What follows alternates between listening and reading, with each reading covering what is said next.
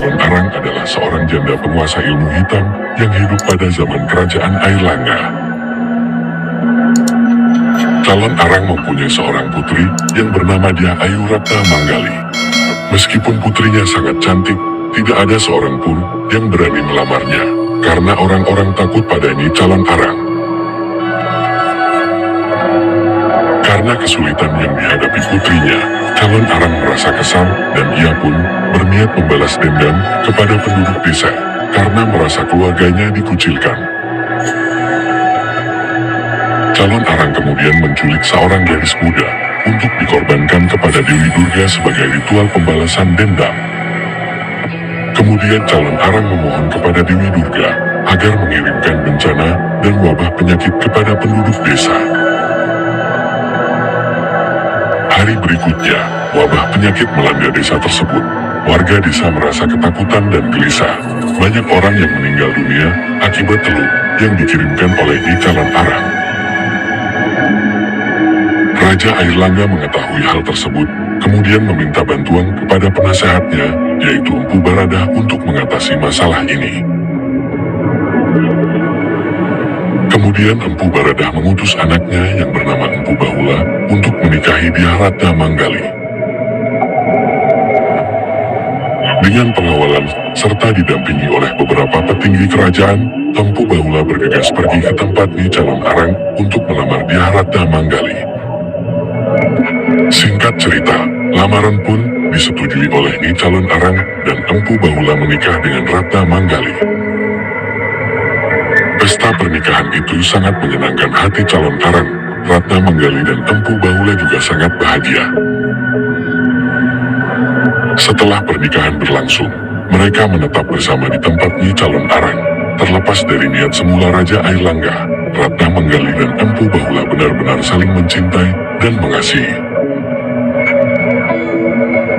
Di suatu hari, Empu Bahula bertanya kepada istrinya, apa yang menyebabkan Calon Arang begitu sakti?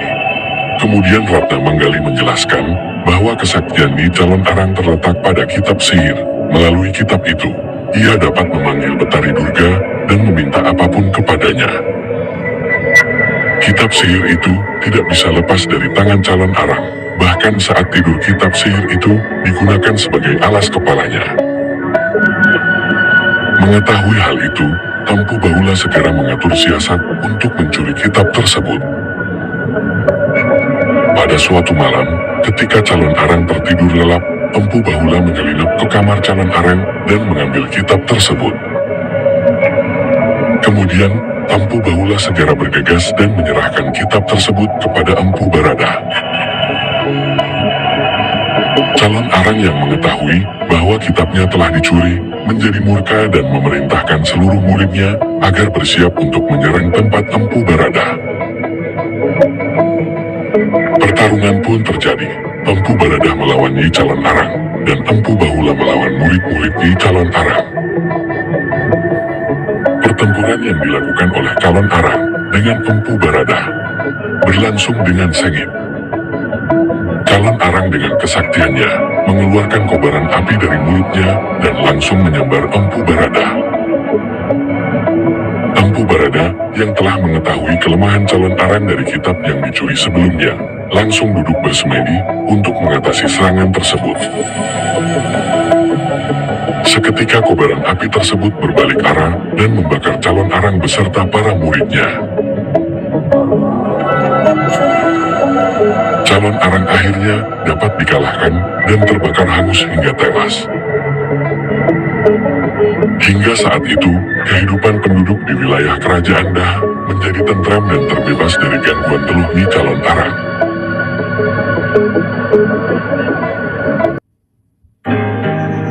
Raja Airlangga 1006 sampai 1042 Masehi memerintah di Jawa Timur. Sejak 1021 sesuai dengan isi prasasti Pucangan, pusat kerajaan Airlangga berpindah-pindah karena diserang oleh musuh.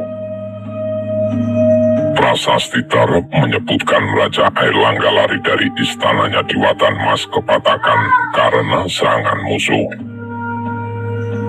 Prasasti tidak menyebutkan bahwa keraton Airlangga ada di Daha atau Kediri, tetapi naskah calon Arang ini menyebutkan keraton Airlangga ada di Daha atau Kediri.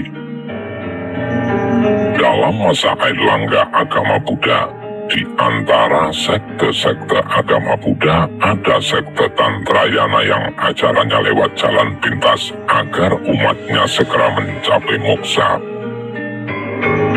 Upacara yang dilakukan antara lain menari-nari di atas kuburan dengan iringan musik atau instrumen kangsi dan kemana, sambil minum darah dan makan daging mayat yang dilakukan pada malam hari bertelanjang badan.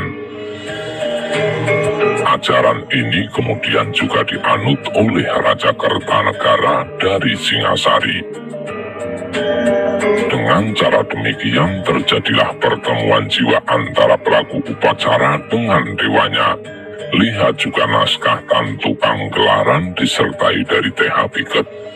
Ajaran Tantra dimasukkan untuk kebaikan, bukan kejahatan. Ringkasan cerita-cerita ini terdiri atas dua bagian, tentang calon Arang, tentang pembagian wilayah kerajaan Airlangga kepada dua putranya. Di desa Gira tinggal seorang janda sakti bernama calon Arang bersama dengan anak gadisnya yang sudah dewasa bernama Ratna Manggali.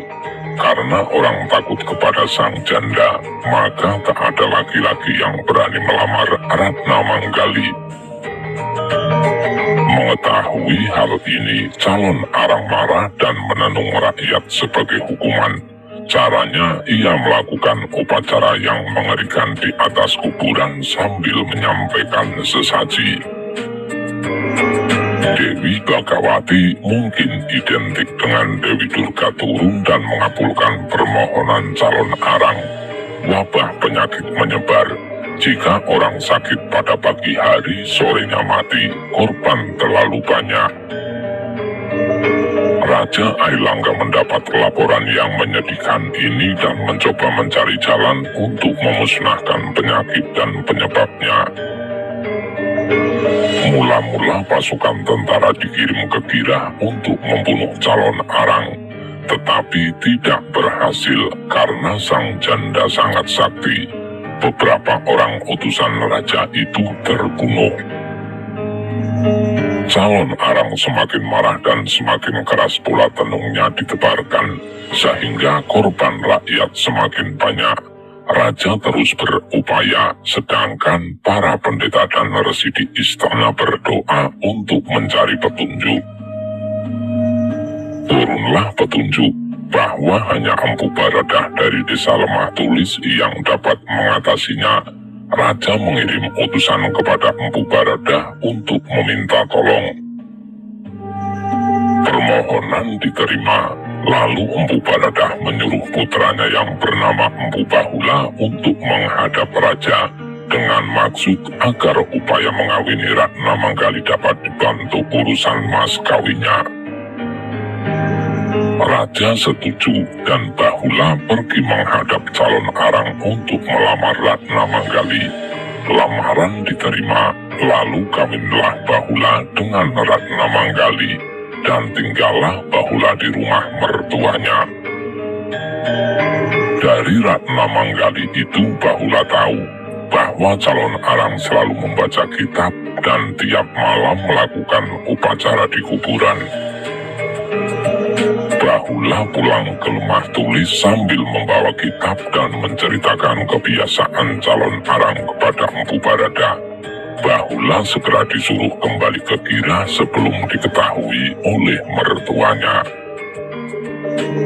Empu Baradah menyusul ke Gira. Dalam perjalanan ke Gira, Baradah menyembuhkan orang-orang sakit dan menghidupkan orang mati yang mayatnya masih utuh. Tetapi jika mayatnya rusak, tidak dapat dihidupkan lagi. Di kuburan desa Gira bertemulah Baradah dengan calon Arang. Baradah memperingatkan calon Arang agar menghentikan tenungnya karena terlalu banyak kesengsaraan yang diderita oleh rakyat. Calon Arang bersedia menuruti Barada, asalkan ia diruat oleh Barada untuk melebur dosa-dosanya. Barada tidak mau meruatnya karena dosa calon Arang terlalu besar. Terjadilah pertengkaran dan calon Arang mencoba membunuh Barada dengan menyemburkan api yang keluar dari matanya. Barada lebih sakti dan sebaliknya calon Arang mati dalam keadaan berdiri. Kemudian calon Arang dihidupkan lagi oleh Barada untuk diberi ajaran kebenaran agar bisa mencapai moksa. Calon Arang merasa bahagia karena sang pendeta mau mengajarkan jalan ke surga.